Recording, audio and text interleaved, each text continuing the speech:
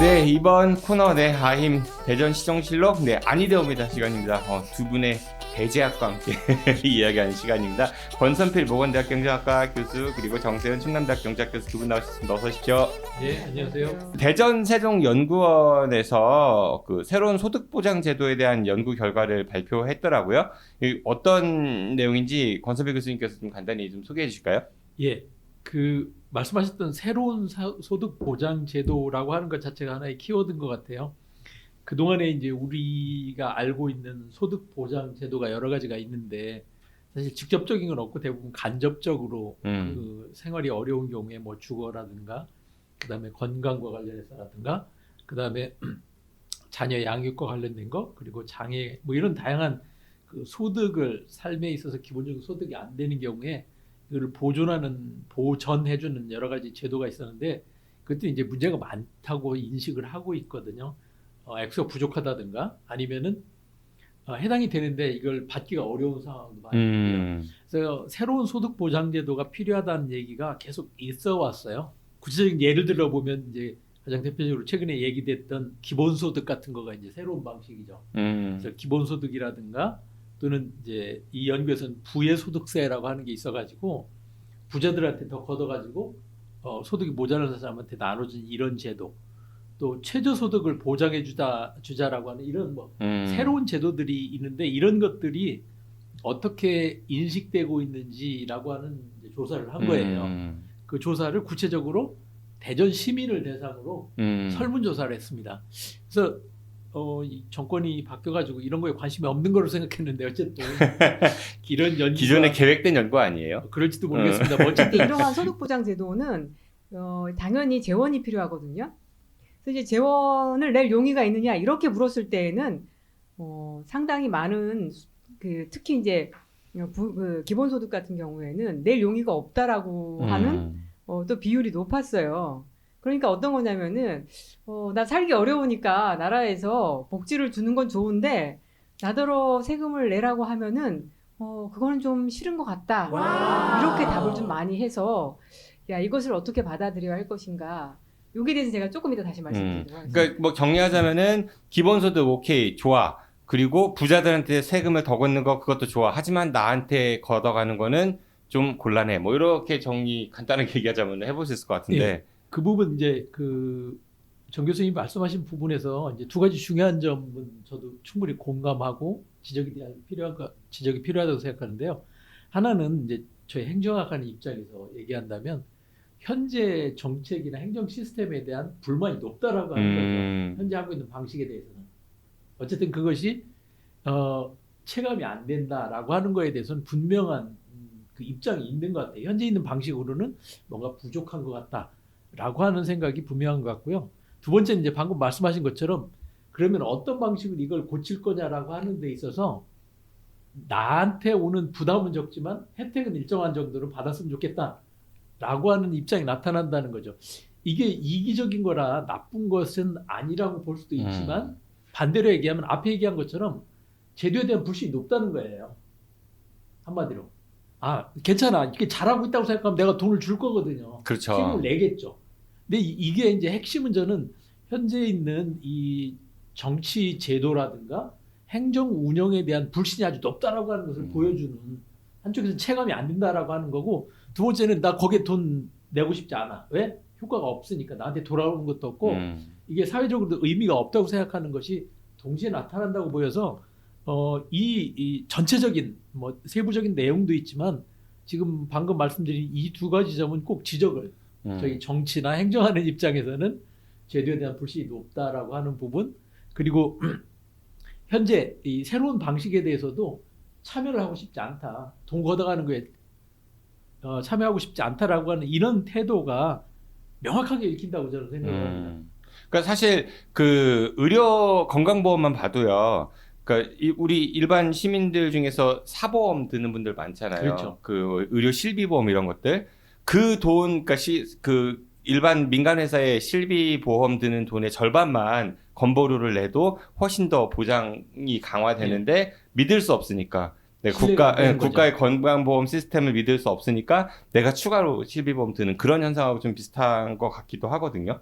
근데 이제 이 믿을 수 없다 이런 것을 이제 누가 조장했냐 이런 것을 좀 생각해 봐야 되는데요. 사실 그러니까 그 기본소득을 이게 누구에게나 다 똑같은 소득을 주면서 세금을 모든 사람한테 다 걷는다. 그럼 이제 일반인들이 생각하기에는 아니 내가 돈 내고 그걸 다시 받아? 그럼 그 쓸데없는 짓을 왜 하는 거야? 이렇게 생각할 수 있는데요. 그러니까 이게 제대로 설명을 안 한 채로 이렇게 설문을 조사하면은 약간 다소 어떻게 해야 되지? 이러한 결과를 얻는 것 같아요. 이 기본소득에 대해서 그 시민들을 좀 모아놓고서 설명을 좀 자세하게 한 다음에 이 제도를 찬성하냐라고 물으면 그냥 처음에 별다른 설명 없이 아주 간단하게만 얘기하고서 하는 거하고 찬성률이 확 달라진다고 하거든요. 근데 이 설명을 하지 않고 하면은 이거는 찬성하고 이거는 반대하고 하니까 이게 말이 안 되는 거죠. 근데 기본적인 거는 복지제도의 기본은 그거예요. 예, 결국에는 복지제도가 강화된다. 그리고 복지제도를 강화하기 위해서 세금을 더 많이 걷는다라고 하면은 이거는 분명히 한 70%의 하위 계층은 이익을 보게 돼 있어요. 그리고 한 30%의 상위 계층은 더 부담하게 돼 있거든요. 사실은 그래서 세금을 더 걷어서 복지를 한다라고 하면 누가 제일 반대가 심하냐면은 그 고소득층이 반대가 심해요. 그리고 이제 이 사람들이 언론을 동원해서 그 복잡한 얘기는 다 빼고 아주 간단하게 야 내고 받으면 안 내고 안 받는 건 똑같은 거야 이런 식의 그 논리를 유포시켜서 그리고 국가가 걷었다 다시 주는 거는 비효율이 심해. 그 사이에서 공무원들이 뭐 헤쳐 먹을 거야. 뭐 그걸 걷어가지고 뭐 보도블록을 다시 깔 거야. 이런 식으로 이 언론을 이렇게 저는 왜곡시키면서 아예 이러한 제도를 못하게 한다고 생각이 들거든요. 그래서 어쨌든 그 제가 봤을 땐 이 설문이 이 기획은 좋았는데 이 두 개를 분리시켜서 자, 복지제도 찬성해? 그렇습니다. 근데 돈 많이 내야 되는데 할래? 안 할래요. 이렇게 약간 결론을 도출한 거는 조금 설계가 이번 보고서에서 이번 보고서에서 약간 기술이 들어갔다.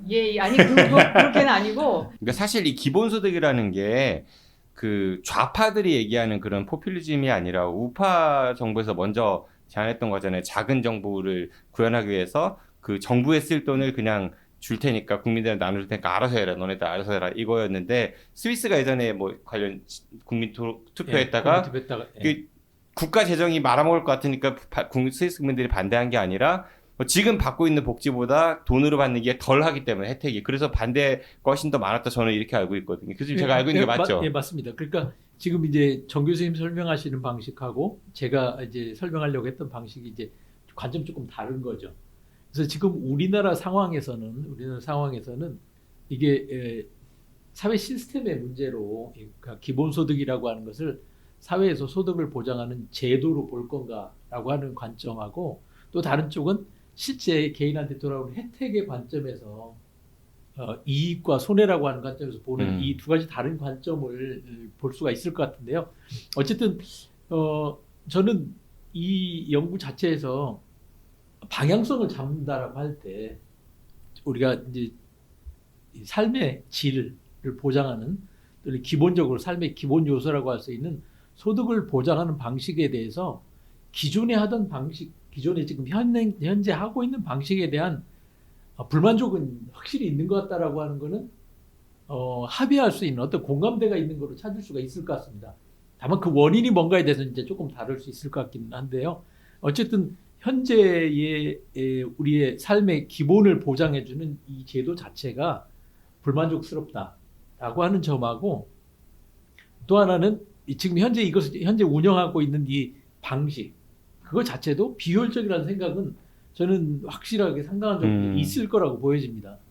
그래서 이 부분 두 번째 이 제도 자체의 논리적인 구조를 얘기하는 것이 아니라 현재 이 일을 맡은 사람들 정치인이나 행정이나 이 제도 자체에 대해서는 신뢰가 그렇게 높지 않은 것 같다라고 하는 게 이제 제 판단인 거죠. 그래서 사실 기본소득 이야기를 이 윤석열 정부 그리고 이장우 대전시장 그 재임 시절에 대전시장 연구원 했다라는 것 자체가 좀 우리 서두에 얘기했지만 좀 약간 의외였다. 하지만 정세영 교수님께서는 그 안에 이런 식으로 설문을 설계하는 거는 좀 다소 무리가 있다 뭐 이런 말씀 주셨어요. 근데 이 기본소득 말고도 아까 뭐 그 연계해서 부의 소득 뭐 이런 것도 예. 말씀하셨지만은 기초연금이나 뭐 장년수당, 아동수당, 청년수당 이런 거에 대한 조사도 이번에 했더라고요. 있습니다. 이 교수님이 예. 좀 예. 설명해 주시죠. 그게 이제 그 특정한 영역을 정해가지고 그것이 노인이든 아동이든 또는 장애 어떤 범주를 정해갖고 그 범주에 해당하는 사람에 대해서만 수당을 주는 거예요. 그러니까 소득을 보전해 주는 거죠. 삶의 기본을 유지하기 위해서 일정한 소득이 되도록 만들어 주는 것이 이제 이 연구에서는 사회수당이라는 이름으로 이렇게 설문을 했습니다. 그래서 이 특정한 영역을 정해서 하는 게 그 영역을 어떻게 정하냐에 따라서 이제 다양한 형태가 되는데 그 중에 이제 대표적으로 아까 얘기했던 그 아동수당 같은 거라든가 또는 농민들 대상으로 농민수당 같은 것이 있었던 거거든요. 근데 이런 것들에 대해서도 의견 이제 설문조사를 쭉 해갖고 나온 결과를 보면은 일반적으로는 뭐 대략 아까 얘기했던 부의 소득세가 가장 높고 그 다음에 기본소득이었다면 요거는 그보다는 조금 낮게 나타납니다. 동의도가. 그러니까 특정한 집단에 대해서 해주는 거에 대해서는 내가 속하지 않는 경우라면은 찬성을 하지 않는 거예요. 그러니까 여기에 이제 되게 흥미로운 것 중에 하나가 장애인 수당에 대한 거가 있는데 장애인 수당의 장애인 연금 확대 이 경우에도 보면은 전체적으로 가장 낮아요. 절반이 안 되는 장애인 수당을 확대하자는 거에 대해서는 49.19% 50%가 조금 안 되는 어떻게 보면 가장 어려운 삶의 그런 처지의 노인분들인데.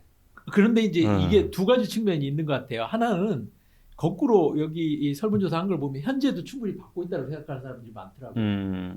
그러니까 이걸 더 늘려주는 거 장애인은 필요 없는 것 같은데 근데 이제 다른 쪽은 예를 들어 청년이라든가 아동이라든가 장년 이런 건 없었거든요. 그러니까 그쪽에 대한 동의도가 조금 더 높은데 장애인에 대해서 낮은 거는 장애인 자체에 대한 문제를 생각하는 것보다 저는 이미 충분하게 되어 있지 않냐 현재도 그런 생각들이 많이 반영이 되지 않았나 그렇게 생각이 됩니다. 그런 것도 있을 것 같아요. 뭐 직접적 요인은 아니겠지만은 언론에서 워낙 장애인 뭐 갈등 이런 거 많이 하잖아요. 특히 뭐 전장현 뭐 그런 사태 이런 거 하면서 이미지도 좀 이렇게 뭐랄까 약간 대결 구도? 장애인이 과도하게 요구한다. 뭐 그런 것도 좀 더 씌우지 않았나 이런 생각이 좀 들기도 하고. 저는 이 설문조사를 하면서 아까도 말씀드렸지만 뭐 의도가 있었다 그런 것보다 좀 설명이 좀 부족했던 것 같고 그리고 사람들이 의외로 그 우리나라의 복지 수준에 대해서 잘 몰라요. 그러니까 말씀하셨던 것처럼 장애인 복지가 좀 충분하지 않냐 이런 생각을 하고 있는데 약간 저는 오해라고 생각이 들거든요. 전체적으로 우리는 복지 수준이 좀 낮은 편에 있고 그런 점에서 저는 약간 이 새로운 복지를 도입해서 이 문제를 풀 수 있냐 아니면 기존 복지를 좀 더 강화하는 게 먼저냐 약간 이런 논쟁이 생길 수가 있어요. 이 기본소득이나 부의소득세는 아까 제가 말씀드렸듯이 설계하는 거에 따라서 비슷할 수 있다라는 말씀을 드렸잖아요. 근데 이거를 말을 기본소득으로 하는 거하고 부의소득세로 이야기하는 거하고 약간 말씀하셨듯이 이 소득보장제도가 좌파 버전하고 우파 버전이 좀 있어요. 우파 버전은 기존에 있는 것들을 좀 없애고 대체해서 최소한만 보장해주자 이런 게 강하고요. 그래서 부의소득세라는 그런 용어를 많이 쓰는 편인데 그 다음에 그 좌파 버전은 진보적인 버전은 기존에 주는 거 다 주고 그런데도 불구하고 그래도 커버하지 못하는 사각지대가 있을 수가 있으니까 그 다음에 이제 기본소득을 주자. 약간 이런 개념이거든요. 그래서 저는 그러면 우리나라는 지금 현재 어떤 상태냐? OECD 평균 수준의 기본 그 복지도 못 주고 있거든요. 그래서 그런 점에서 보면은 사실은 동시에 같이 갈 필요는 있어요. 왜냐하면 지금 사회 변화가 너무 빠르기 때문에 기존의 복지 수준도 낮아서 그것도 커버가 안 되는 사람이 있는데 그거를 놔두고서 갑자기 새로운 제도를 도입해서 다 하려고 하면 돈이 엄청나게 들거든요. 네, 저는 뭐 거둘 수만 있다라고 하면 저는 복지주의자이기 때문에 뭐 증세 뭐 세금 50%씩 걷어서 다 하고 하는 거에 찬성인데 사실은 그 사람들의 그 소득이나 자산 이런 관리라는 게 서서히 점진적으로 변하기 때문에 갑작스럽게 세금을 뭐 2배, 3배 이렇게 걷긴 어렵거든요.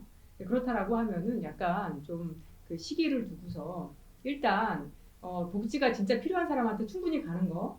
예를 들면 이제 노인들 빈곤율이 우리 한 40% 되잖아요. 그렇죠. 그다음에 이제 아동수당 뭐 10만 원, 20만 원 뭐 주는 거 안 되잖아요.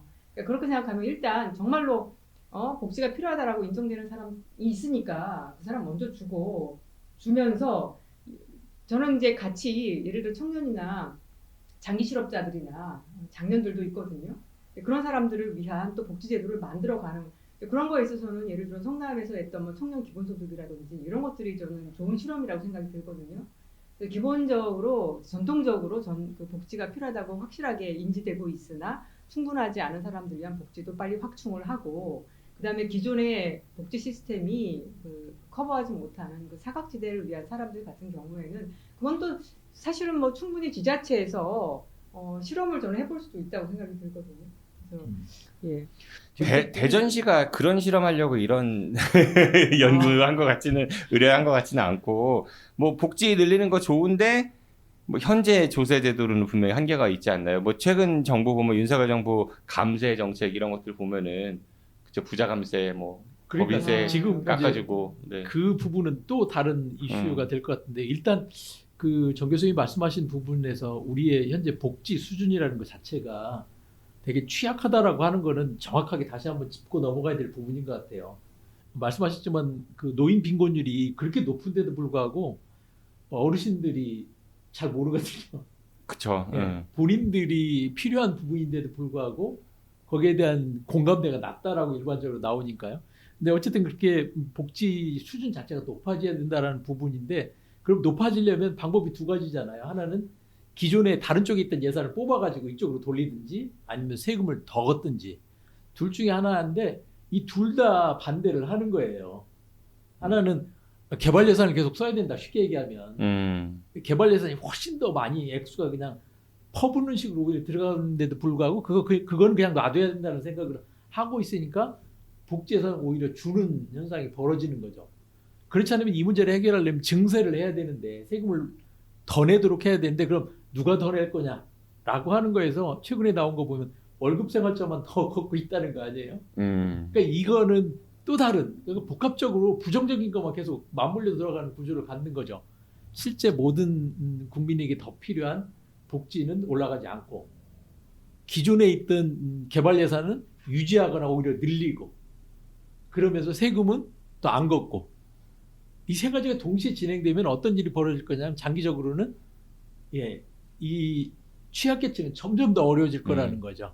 그래서 양쪽으로 따로 도는 거거든요. 악순환하는 구조가 있는가 하면은 부를 축적해가는 선순환 구조가 동시같이 움직이는 이런 식의 구조를 만들어가는 것 같아서 정말 대단히 위험한 분리되어 있는 이 두 가지 영역이 따로 돌아가는 식의 상태가 계속되고 있는 것 같아요. 이게 갈라치기가 아닌가 그런 생각이 들기도 합니다. 현 정부의 기조가 그렇다고 지금 실제는 그렇다고 하시는 거잖아요. 현 정부가 이번 총선에서 정부 심판해야 돼요? 정부 심판까지 가려면은 민주당에서 대안을 가지고 이 얘기를 해야 되는데 민주당에서 이런 얘기 지금 전혀 안 나오고 있잖아요. 그러니까 민주당을 심판을 해야 거대 양당을 심판해야 돼요? 심판을 해야 되는데 거기를 찍어주면 달라질까라고 하는 기대를 할 수 있게 내용은 없어요. 나오질 않는 것 같아요. 지금도. 그러니까 선거 국면에 좀 거시적인 이야기들 철학을 좀 얘기해야 되는데 그런 게 실종된 것 같아가지고 정말 답답하죠. 네. 그게 이제 구체적으로는 지금 말씀하신 것처럼 선거 국면에 가장 드러나면 좋고 지방정부의 정책에서도 그게 반영돼야 되잖아요. 의원들이라든가 아니면 언론에서 토론을 할 때 지금 같은 이런 큰 그림에서 왜 이런 쪽으로 해야 되는지 이게 반대하는지라고 하는 거 얘기가 돼야 되는데 이 얘기는 실종되고 개별적인 사업만 가지고 얘기를 하는 거예요. 그럼 개별적인 사업은 대부분 하면 좋다는 입장이잖아요. 누구든지. 뭐 도입, 뭐 확보, 뭐 이런 것들. 그렇죠. 이제 도로도 넓히고 길도 더 많이 만들고. 그 돈은 어떻게 만들 건지 대한 이야기가 없어. 그건 생각은 없고 일단 그걸 하면 좋다고 생각하는 짧은 생각에는 다 하면 좋다고 생각하니까 찬성하는 것 같은데 이게 넓게 보고 크게 보면은 하면 안 되는 일들이죠, 사실은. 저는 뭐 이번에 총선이 이제 아직 좀 남았기 때문에 그리고 지금 경선하는 그런 단계이기 때문에 아직 말은 안 나오고 있지만 어쨌든 그 재원을 어떻게 마련할 것이냐 이제 그런 얘기가 자연스럽게 나올 것 같아요. 왜냐하면 이번에 총선 대비해서 민주당하고 더불어민주당하고 국민의힘하고 이제 공약들을 내기 시작했는데 그 중에 하나 뭐 이제 저출생 공약을 살펴보면은 그 국민의힘은 뭐 한 2, 3조 정도 드는 그런 저출생 공약을 얘기했어요. 그럼 돈이 얼마 안 드니까 상당히 현실적이지 않냐 이렇게 얘기할 수 있겠죠. 그다음에 더불어민주당은 한 뭐 20 몇 조 드는 그 공약을 얘기했어요. 근데 사실 그 20 몇 조도 약간은 부풀려진 거예요. 왜냐하면 아이를 낳으면 일단 1억을 대출해 준다라고 했는데 그 1억을 대출해 주는데 한 명을 낳으면은 그 이자만 그 면제해 주는 거거든요. 그럼 실제로는 1억이 잡히지만 1억을 다 쓰는 건 아니고 1억에 대한 이자 정도이기 때문에 엄청나게 제가 봤을 때는 그 예산이 많이 드는 거라고 거기다 생각해요. 스펙트럼도 좀 넓더라고요. 예. 한 가지에 집중해서 지원해 주는 게 아니라 뭐 출산부터 결혼 뭐 이런 여러 가지가 다 합쳐진. 다 해야 되죠. 다 해야 예. 되죠. 거기도 선택적이죠. 저는 돈을 좀 많이 써야 된다고 생각해요. 근데 이제 그렇게 할 때 그 다음에 저희가 본격적으로 싸워야 이렇게 논의해야 될 거는 그 재원을 어떻게 마련해야 할 것이냐 이 문제거든요. 근데 그래서 저희가 시간이 되면 정말 국민 대상 강의를 좀 해야 되는데 네. 다들 아시다시피 소득세 안 내는 사람이 한 35% 정도 돼요. 그러니까 세금을 안 내고 있거든요. 그러면 세금을 더 걷는다라고 하면은 세금을 안 내는 사람들은 아무 상관이 없는 거예요. 근데 그분들이 더 반대하지 않아요? 그러니까 근데 세금을 왜 안 내냐? 소득이 너무 작아서 안 내는 거거든요. 근데 이제 저쪽에 세금 내는 고소득층은 항상 그게 불만이에요. 나만 세금을 많이 나만 낸다 세금, 이거죠. 그런데 그래서 이 세금을 둘러싼 오해들이 많은데 많은 사람들은 사실은 물론 이제 소비세는 다 내지만 특히 그 소득세라던가 자산세라던가 이런 것들은 서민들은 뭐 양도세 이런 거, 증여세 네. 이런 거. 그래서 저는 진짜 우리가 복지, 증세 동맹을 좀 결성해야 된다. 한 서민 한 50%와 한 60%는 증세에서 복지를 쓰면은 다 이익이거든요. 한국 경제 전체에 좋아요. 그래서 이번 총선 기간에 좀 그런 복지 증세 동맹 이런 것들이 좀 만들어지면 좋겠다라는 생각을 좀 하고. 정말로 빈부의 격차가 심해져서 저소득층이 소비 여력을 상실하게 되면은 그 나라 경제 시스템 무너지는 거잖아요. 무너지죠. 지금 이미 그래서 세계 대공황도 왔었던 거고. 코로나 이후에 사실 저소득층 특히 자영업자 같은 경우에는 소득이 계속 줄어들었고요. 특히 융자 아까 말씀하셨던 그런 건데 융자를 받아서 연명을 해오다가 회복이 되면 그걸 갚으려고 생각했는데 이게 안 되는 상황이 벌어진 거예요. 그러다 보니까 이분들이 부채를 갚아가는 과정에 소비를 할 수가 없게 되는 거죠. 폐업할 수도 있고. 예, 폐업을 하게 되면 이제 그 산업 자체의 구조가 무너지잖아요. 그렇죠. 그러니까 소비를 지탱해 오던 기본 구조가 한쪽부터 무너져 내릴 가능성이 있는 겁니다. 지금 그런 단계를 이미 가고 있다고 보여지는데 윤석열 정부의 정책의 특징 중에 하나가 뭐냐면 무너지는 쪽을 그냥 덮어두고 거기는 제외하고서 나머지를 돌리자 이런 식인 것 같아요. 이거를 사회 전체를 끌고 가서 함께 순환하는 구조를 만드는 게 아니라 무너지는 데는 완전히 무너져가지고 거기만 무너지고 끝나도록 차단을 하는 구조를 자꾸 만드는 식으로 접근하고 있다는 생각이 듭니다. 이게 아주 무서운 거죠. 사실 사회가 건전하게 잘 흘러가려면은 뭐 이게 빈부격차를 없애자 이런 이야기가 아니라 각자의 영역에서 좀 잘 돌아가야 하는데 참 그런 생각이 부족한 것 같아서 안타깝다는 생각이 듭니다. 우리 이러면서 뭐 기본소득 이런 것들은 사실 보편적 복지라고 하는데 예전에 아이들 학교 급식 때도 있었었고요. 그게 과연 필요한 거냐? 이재용 아들한테 왜 정부가 밥을 제공해야 되냐 이런 논리도 이제 그 당시 한나라당에서 얘기하기도 했었죠. 이 보편적 복지 혹은 선별적 복지에 대한 교수님들의 생각을 끝으로 좀 청해 듣고 대전시가 어떤 정책 철학을 가져야 될지 그 조언도 함께 듣겠습니다. 당연히 보편적 복지가 그 선별적 복지는 전체에게 복지를 주는 것이 아니라 이제 그 타겟을 정해서 일부 계층에게 복지를 주는 것인데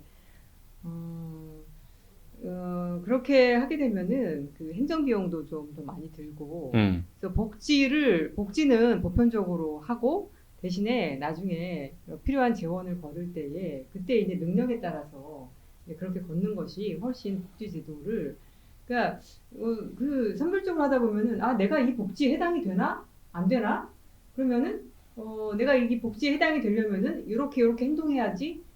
그런 선별적 복지 제도 자체가 사람의 행동 방식을 그것을 타먹기 위해서 아니면 그 대상이 되기 위해서 이렇게 왜곡시키는 것도 있거든요.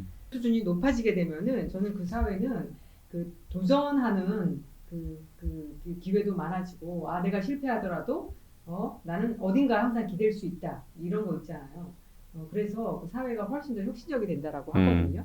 이제 그런 점에서 보편적 복지 이거는 뭐 한두 마디로 이거를 이제 그 뭐가 낫다 이렇게 제가 설득하기가 어렵지만 보편적 복지가 훨씬 더 그 북유럽의 그 시스템을 보더라도 이 성장과 분배에 다 두루두루 좋은 성과를 내는 것이 바로 보편적 복지라고 할 수 있겠습니다.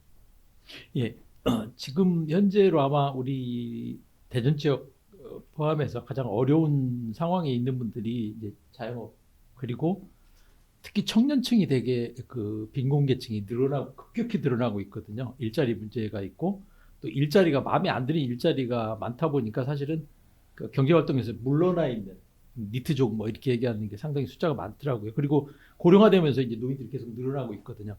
이런 집단들에 대해서 지역 내에서 어떻게 이 순환구조 안에 이걸 편입시킬 건가라고 하는 고민을 해야 되거든요. 역할을 주고 소득도 갖게 하고 또 소득을 갖게 되면 소비를 하게 되니까. 그래서 지역 내에서 이런 그 자영업자라든가 또 노인 1인 가구 청년들이 지역 경제 안에 편입될 수 있도록 하는 메커니즘을 만들어내야 되는데 그 방법이 이제 기본소득을 통해서 지역화폐 같은 걸 사용하도록 하는 방식으로 하면 2중 3중의 효과가 나타나거든요. 입증이 돼 있는 겁니다. 그래서 그런 제도를 통해 갖고 지역 경제의 선순환 구조 또 포용적인 구조를 만들어내는 게 필요한데 이런 관점이 전혀 없어요. 개별적인 사업으로 개별적인 대상에 대한 접근을 하고 있어서 이게 대단히 단기적이고 또 위험한 방식의 접근이라고 할 수 있습니다. 아까 말씀하셨던 것처럼 그 특정한 방식의 지원을 없애버리면 금방 불안한 상태에 빠지게 되거든요. 불안정한 상태에. 이것이 반복적으로 일어나게 되면은 사회 전체가 무너지는 거죠.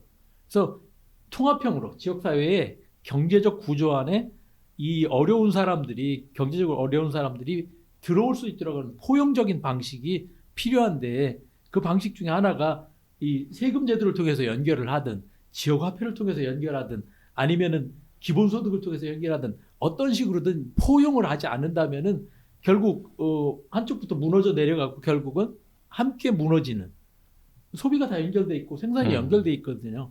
이런 지역 사회의 생태계 자체가 경제적 생태계가 무너지지 않도록 하는 것을 목표로 하는 정책이 대단히 중요한데 그런 관점이 없다는 게 되게 아쉬운 부분입니다. 늘. 사실 그 우리가 살면서 정말 의지하고 싶은 친구가 단 한 명이라도 있으면 그 사람의 삶은 성공한 삶이라고 이야기하잖아요. 그 친구가 국가나 지자체가 되면 얼마나 좋을까 이런 생각을 좀 하는 시간이었습니다. 네, 오늘 아니되옵니다에서는요. 네, 대전세종연구원이 최근 발표한 새로운 소득보장제도에 대한 그 연구 결과 보고서를 놓고 네, 두 교수님과 함께 이야기 나눴습니다. 권선필, 정세현 두 교수님이셨습니다. 고맙습니다. 네, 예, 감사합니다. 고맙습니다.